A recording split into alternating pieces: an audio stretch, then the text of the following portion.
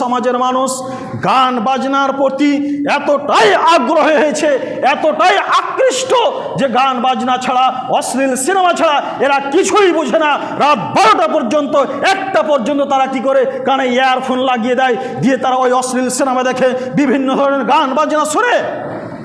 তার বাবা দেখছে, তার মা দেখছে, অথচ সেই বাবা, সেই মা সেই ছেলেকে একবার ধমক দিয়ে বলে না যে তুমি কেন রাত 12টা পর্যন্ত অশ্লীল সিনেমা দেখছো, গান বাজনা কেন শুনছো। সে একবার কাপুরুষ পিতা, কাপুরুষ বাবা নিজের ছেলেকে একবার ধমক দিয়ে বলতে পারে না তুমি কিসের বাবা। আপনার চোখের সামনে আপনার ছেলে গান বাজনা শুনছে আর আপনি একবারও তাকে কিছু বলতে পারছেন না, নিষেধ করতে পারছেন না, আপনি নিজেকে বাবা দাবি করছেন। অসম্ভব, আপনি প্রকৃত বাবা হতে পারেন না, আপনি কাপুরুষ পিতা। আপনি যদি প্রকৃত বাবা হতেন তাহলে আপনার চোখের সামনে আপনার ওই 18 বছরের ছেলে, 25 বছরের ছেলে আপনার চোখের সামনে অশ্লীল সিনেমা, গান বাজনা দেখতে পারতো না।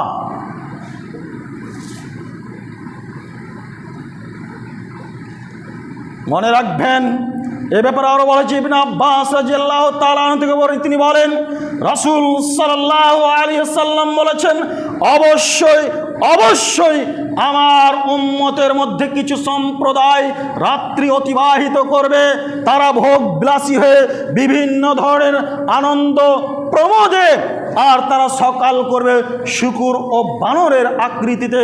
অত্র হাদিস দ্বারা যেটা বোঝা যায় যে এক শ্রেণীর সম্পদশালী মানুষেরা কি করবে, তারা রাত্রি অতিবাহিত করবে বিভিন্ন ধরনের আমোদ প্রমোদে।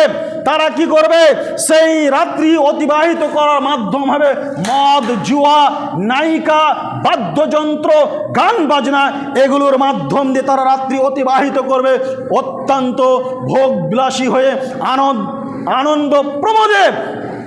এদেরকে রাসূল সাল্লাল্লাহু আলাইহি সাল্লাম বলেছেন যে এদের আকার আকৃতি হয়ে যাবে শুকুরের মতো, বানরের মতো। তারপর রাসূল সাল্লাল্লাহু আলাইহি সাল্লাম বলেছেন, হয় এদের আকার আকৃতি পরিবর্তন হয়ে বানরের মতো হয়ে যাবে, শুকুরের মতো হয়ে যাবে, আর না হয় তাদের চরিত্র বানরের মতো, শুকুরের মতো হয়ে যাবে। আজ বর্তমানে ধারে দেখেন, আজ আমাদের সমাজের প্রায় লোক গান বাজনা, মদ, জুয়ার প্রতি এতটাই আকৃষ্ট হয়েছে, আমাদের চরিত্র এতটাই নোংরা হয়েছে, আমাদের ব্যবহার এতটাই নিচু পর্যায়ে নেমে গেছে যে বলার শেষ নেই। রাসূল সাল্লাল্লাহু আলাইহি ওয়াসাল্লাম বলেছেন যে তাদের আকার আকৃতি হয় পরিবর্তন হয়ে যাবে, আর না হয় তাদের চরিত্র, তাদের ব্যবহার নিকৃষ্ট হয়ে যাবে ওই বানরের মতো, শুকুরের মতো।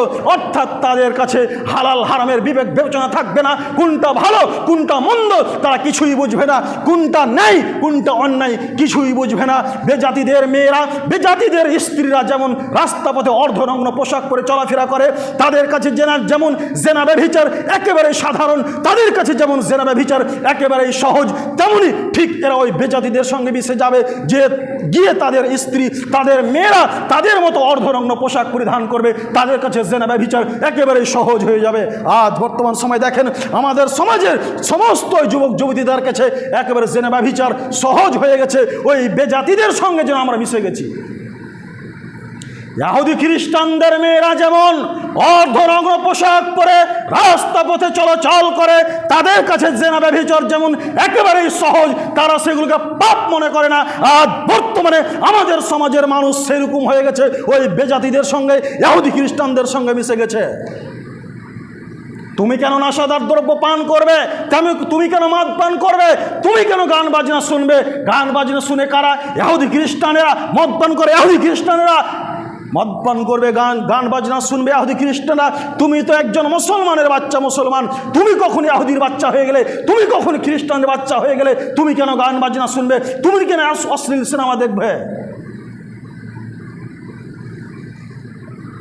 অতএব মনে রাখবেন, আমাদের সমাজের অধিকাংশ লোক বর্তমানে আমরা দেখতে পাচ্ছি, আমরা প্রায় ওই সমস্ত বেজাতিদের সঙ্গে মিশে গেছি, ইহুদি খ্রিস্টানদের সঙ্গে মিশে গেছি, তাদের রীতিনীতিকে আমরা গ্রহণ করে নিয়েছি, তাদের রীতিনীতিকে আমরা অনুসরণ করি।